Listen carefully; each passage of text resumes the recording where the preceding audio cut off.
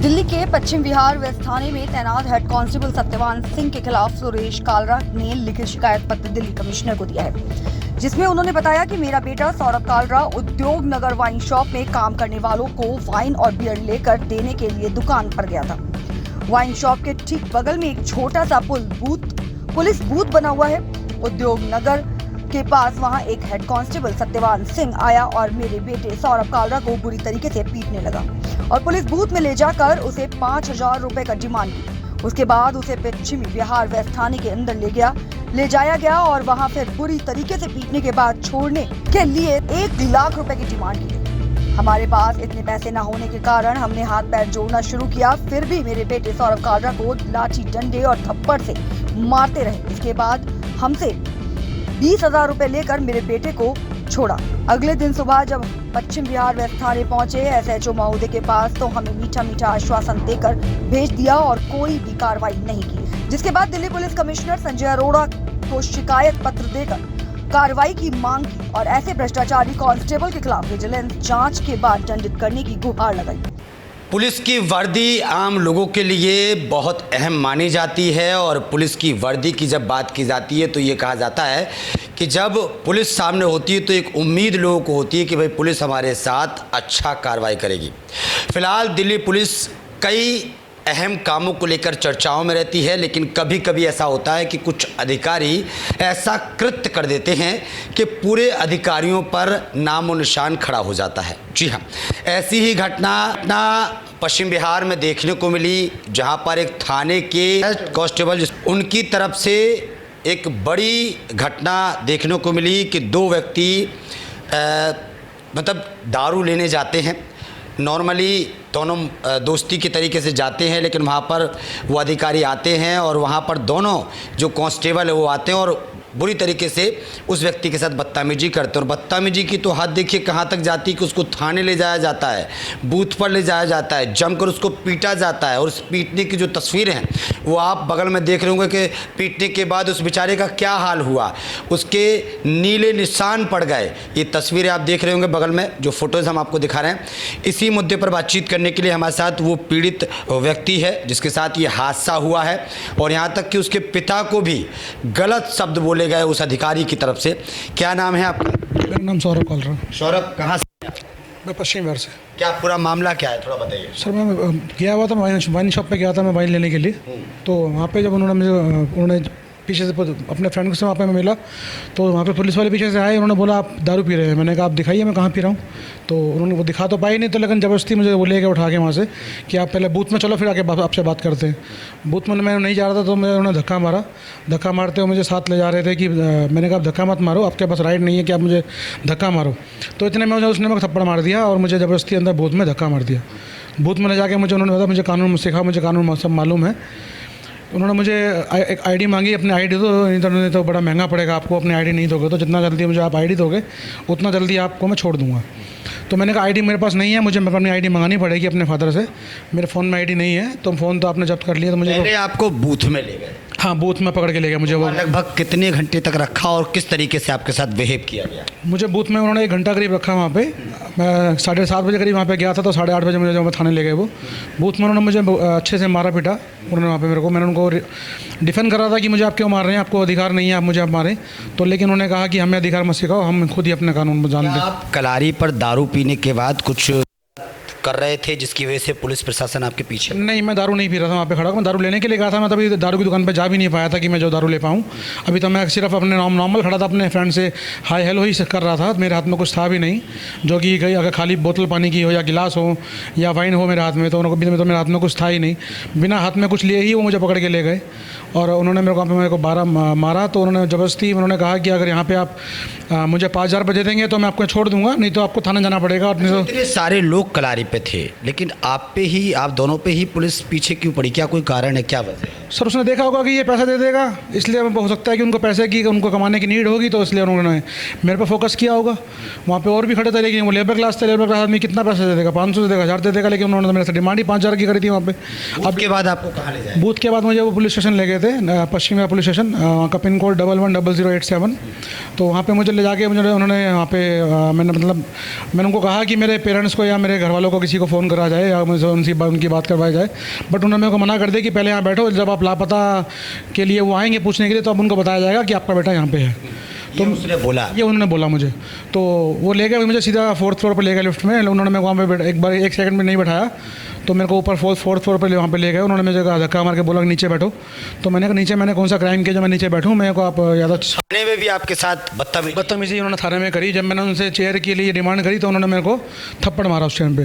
फिर मैंने उनको कहा कि आप मुझे 1 घंटे से वहाँ पे रखे थे, मुझे पानी की प्यास भी लग रही है, तो उन्होंने मेरे को पानी भी नहीं दिया।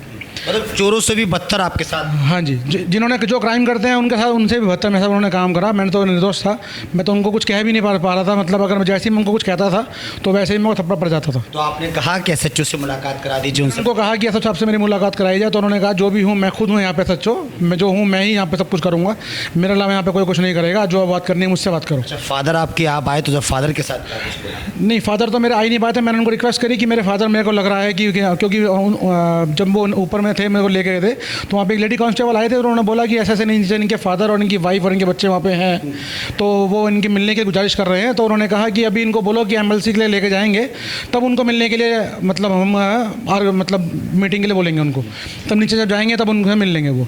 तो लेकिन उन्होंने मेरे को घंटा 2 घंटा उनको बैठा रखा, लेकिन मैं भी वेट करता रहा कि मेरे फादर अब ऊपर आएंगे। लेकिन 2-3 बार जब उन्होंने कॉल, बाद में मुझे मालूम पड़ा कि उन्होंने 8-10 कॉल करी, तब उनको एक पुलिस वाले उनको ऊपर लेके आए, लेकिन उन्होंने मेरे फादर से बदतमीजी करी, अगर तू ज़्यादा बोलेगा। मेरे फादर ने उनसे क्वेश्चन किया कि ये मेरे बेटे ने क्या करा है जो आप इनको बंद कर रहे हो, या इनके ऊपर जो 751 धारा लगा रहे हो कि मेरे बेटे ने पी रखी है। तो उन्होंने मेरे फादर को ही बोला कि ज़्यादा मेरे को कानून सिखाने की जरूरत नहीं है, मुझे पता है तेरे बेटे ने क्या करा क्या नहीं करा है, और तू चुप कर। तो उन्होंने बदतमीजी से उन्होंने बात करी। 60+ मेरे फादर की एज है, उन्होंने उनकी एज का ख्याल भी नहीं करा और उनसे उन्होंने काफ़ी बदतमीजी करी, उनको धक्का मारा, उनको गाली बकी। तो मैंने उनको बीच में उन्होंने कहा कि अगर अपने बाप को समझा ले, अगर नहीं समझाएगा तो इसको बंद कर दूँगा, दोनों बंद हो जाओगे। तो मैंने अपने फादर के आगे हाथ जोड़ के मैंने उनको कहा कम से कम कि आप जाओ नीचे, कि जो भी ये कर रहे हैं इनको करने दो, ताकि पापा के साथ ताकि मेरे फादर के साथ में गलत ना हो पाए। मुझे बाद में मालूम पड़ा कि इन्होंने मेरे फादर से 1 लाख रुपए की डिमांड करी है। पहले मुझसे बूथ के अंदर उन्होंने 5000 रुपये की डिमांड करी थी, तो उन्होंने कहा कि आप 5000, मैंने उनको कहा कि ले लो, बट उन्होंने पहले कहा पहले पुलिस स्टेशन चल, अब वहाँ जाके बात करेंगे। तब उन्होंने मेरे को अपने कंप्यूटर के अंदर में अपने मतलब उनका फ़ोन था, तो उन्होंने मैंने फ़ोन में दिखाया व्हाट्सअप में कि तेरे फादर कंटिन्यू कॉल कर रहे हैं, एक कॉल की कम से कम 10,000 रुपये कीमत बढ़ जाएगी। तो वो 8-10-9 कॉल कर चुके थे। तो उन्होंने बाद में मुझे मालूम पड़ा कि मेरे फादर से उन्होंने 1 लाख रुपये की डिमांड करी है। तो मेरे फादर ने उनको कहा कि मेरे पास 10,000 या 20,000 रुपये मेरे पास जेब में है, इससे ज़्यादा मेरे जेब में नहीं है। तो उन्होंने कहा कि आप मैं छोड़ूंगा तो नहीं तेरे बेटे को, तो एक काम करता हूँ कि जो मैंने धाराएं लगाई हैं 3 पेपर जो मैंने बनाए हैं उनको फाड़ दूंगा, एक नया पेपर बनाऊंगा 48 एक्ट का, तो उसमें आपको जमानत लेके अपना छुड़वा लेना। और कब तक थाने में आपको रखा और फिर कैसे आपको छोड़ा? मैं थाने में 1 बजे तक रहा वहाँ पे। मुझे रात को 1 बजे, मैं 8 बजे का, मुझे 7:30 बजे का उन्होंने मेरे से वहाँ पे चौकी में बूथ में से निकाल के मुझे 8 बजे थाने में लाए थे। 8 बजे से लेकर मुझे 1 बजे तक मुझे उन्होंने थाने में रखा। वहीं पे उन्होंने मैंने उनसे पानी वानी कुछ मांगा तो उन्होंने मेरे को नहीं दिया। उन्होंने मेरे को कि आपको कैसे छोड़ा आपको 1 बजे? मुझे उन्होंने 48 के एक्ट में जमानत के तौर पर उन्होंने छोड़ा और उनसे मेरे साथ लिखवाया कि आप ये भी जो भी घटना यहाँ पे हुई है, जो मैंने आपको मारा पीटा है, आप बाहर किसी को नहीं बताएंगे, तब आपको हम छोड़ रहे हैं। उन्होंने ये भी मेरे साथ गलत करा कि जो पहले जब पैसे नहीं दिए थे, जो उन्होंने केस बनाए थे मेरे ऊपर, उसमें उन्होंने एक स्लिप लगाई थी जो मेरे फ्रेंड की थी, जो इन्होंने विस्की पी रखी थी, उन्होंने दारू पी रखी थी, उनकी दारू आई थी, जो विस्की की जो रिपोर्ट आई थी, उन्होंने मेरा नाम पर उन्होंने कहा कि इस पर साइन करो। तो मैंने कहा मैं साइन नहीं करूँगा, मेरी पर्ची नहीं है तो मैं साइन नहीं करूँगा। तो उन्होंने केस बनाने के लिए मेरे से वो ज़बरदस्ती साइन भी करवा रहे थे हर चीज़ की। अभी क्या मांग कर रहे हो? आज मीडिया के साथ रूबरू हुए, क्या मांग कर रहे हैं? सर मेरी ये डिमांड है कि आगे जो कोई निर्दोष बंदा है उसके चंगल में ना फंसे, और मैं चाहता हूँ कि इस पर सख्त सख्त कार्रवाई की जाए, और जो मेरे पैसे जो मैंने उनको दिए हैं, मुझे पैसे वो वापस मिले।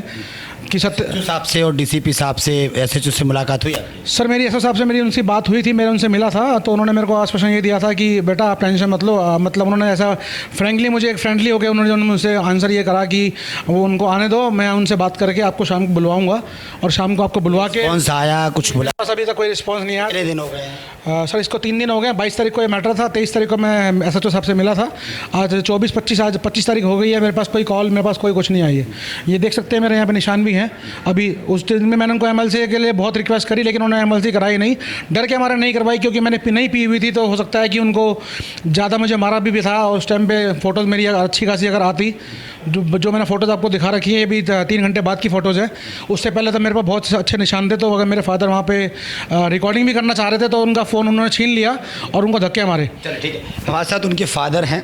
सर, आप जब अपने बेटे को लेने गए, छुड़ाने गए, उनसे बातचीत की जो कांस्टेबल हैं, तो क्या कुछ बिहेव आपके साथ किया गया? मेरे साथ बहुत बुरा व्यवहार किया गया। जब मैं गया तो मेरे बच्चे को मारपीट कर रहा था हेड कांस्टेबल ये सत्यवान जी, मारपीट कर रहे थे। तो मैंने कहा भाई क्या फंडा है, ये बात तो बताओ, क्या फंडा क्या है। मेरे बेटे ने दारू नहीं पी रखी, कोई क्राइम नहीं कर रखा, कि वजह क्या है, किस बात के लिए पीट रहे हो इसको, और तुम वहाँ पे बूथ में तुम्हें पीटा है। मैंने तुमने 5,000 वहाँ डिमांड करी थी। बोला हमने कोई डिमांड नहीं करी, ऐसे मुझे बोला। मैंने अच्छा कोई बात नहीं, 5,000 डिमांड नहीं की, कोई बात नहीं आपने। तो मारपीट का मतलब क्या है? तो उन्होंने कहा ऐसा कि हम 7 अकाउंट इसको बंद कर रहे हैं। हाँ, और बोला आपने जो कंप्लेन देनी है, और अभी आपने 8-7 जो 112 नंबर कॉल की है, और भी करो। तो ऐसा कौन सा क्राइम आपके बेटे ने कर दिया? मेरे बेटे ने ऐसा कोई क्राइम नहीं किया। मैं खुद उसे ये बात जानना चाहता। बोला अगर बोला तू कानून बन मुझे सिखा रहा कानून। बोला तेरे को भी औलाद के साथ बदतमीजी की गई, बदतमीजी माँ बहन की गाली गलौज मेरे साथ किया गया, और उनकी उम्र का भी लिहाज नहीं, कोई लिहाज नहीं किया। और ये बोला तेरे को भी औलाद में दे दूंगा। तो से आपकी मुलाकात हुई, क्या बोला उन्होंने? ऐसे जब मुलाकात हमारी परसों हुई, क्या बोला उन्होंने? हम उनके पास गए, उनको मिले, तो उन्होंने हमें मानो ये कहा, मैंने एक मनो जो अच्छे तरीके से हमसे व्यवहार किया, उन्हें पानी पिलाया, हमें चाय पिलाया। बोला हम आपकी कार्रवाई करेंगे, और हम आपको जैसे मैं बात बताता हूँ। दिन हो गए हैं, कार्रवाई हुई आपकी? कोई कार्रवाई नहीं हुई, ना उनका फोन आया, ना हमने क्या मांग कर रहे हैं? आज मीडिया से आप रूबरू हुए हैं। चाह रहा हूँ जो हेड कांस्टेबल जो सत्यवान जी हैं, इन्होंने जो मेरे बच्चे से नाजायज किया है, अगर एक दारू पीने वाला है कोई भी है, उसके साथ भी करते गलत। कानून ये नहीं कहता मारपीट करो। वहाँ पे बूथ में मारपीट करी। मैंने वहाँ पे बूथ के वहाँ पे बाहर जो रेडी रहती है, उनसे मैंने पूछा है जाके, खुद प्रवरी भी खुद जा पूछा है 2-3 बंदों से। तो बोला हाँ अंकल संडे को बहुत बोले कि लड़का था, उसको बहुत मारता, लाल टी-शर्ट पहन रखा था उसने, लाइनों मोटर से लड़का था, उसको बहुत मारा पीटा, और 3 लोग थे उस समय। ये क्या आपके बेटे का कोई पुराना रंजिश है जिसकी वजह से वो बदला ले रहे थे? नहीं, ये नहीं पता। हाँ, ये हो सकता है कि जो जिस लड़के के साथ बैठा हुआ था वो मेरा लड़का, वो वहाँ पे मिडिल क्लास का था, और लड़का मेरा अच्छा। और हाँ, अब तक मैंने चैन में देख में बच्चे चैन पैसा पूछूंगा अभी से जाके, क्या तो पैसा दे के पैसे लालच में होती है, और वहाँ रोज जेब करते कि पैसे के लालच में मेरे बेटे के साथ। हाँ जी, हाँ, जितने मोटी मुर्गियाँ उतनी अच्छी बात है। कितने पैसे लिए आपसे? मैंने 20,000 रुपये उनको दे के आया हूँ हेड कांस्टेबल को, और 1 लाख रुपये मुझसे मांगा था। बोला जितने कॉल तू करेगा उतने पैसे और बढ़ेंगे, ऐसे लैंग्वेज में? हाँ जी। अच्छा। और मैंने कहा भाई मैं तुम आपने SHO को बताइए। SHO मैंने बताया, बता के SHO को मैंने 20,000 रुपये लिए। SHO बोला सेना सिर्फ कार्रवाई नहीं किया। SHO साहब ने मुझे ये बोला कि मैंने उनको बोला था बच्चे यानी जो आया हुआ है, उस बच्चे को आप यानी कि पैसा नहीं लेना, उस बच्चे को छोड़ देना, और पैसा नहीं लेना। बोला फिर भी उसने 20,000 रुपये ले लिया। मैंने कहा जनाब वो पैसा नकद मैं खुद दे के आ गया हूँ उसको, उसने पैसा अभी SHO की तरफ से नहीं आया है कोई रिस्पॉन्स आपको? नहीं, कोई नहीं आया। ठीक है, तो आप मांग कर रहे हैं कि भाई इस पर कार्रवाई? हाँ जी, और आज मैं पुलिस हेडक्वार्टर भी गया था, वहाँ पे भी मैं कंप्लेंट दे के आया हूँ। ये देखिए मैं कभी ये कंप्लेंट दे के आया हूँ हेडक्वार्टर में, और इस कार्रवाई के लिए कि मैं इसके हेड कांस्टेबल सत्यवान जो है इसके खिलाफ कानूनी कार्रवाई की जाए, सख्त से सख्त कार्रवाई की जाए। जी, हमारे साथ प्रधान जी हैं। प्रधान जी, क्या कुछ कहेंगे जो घटना हुई इनके साथ? मैं तो यही कहूँगा भाई जो ये घटना हुई है निंदनीय है।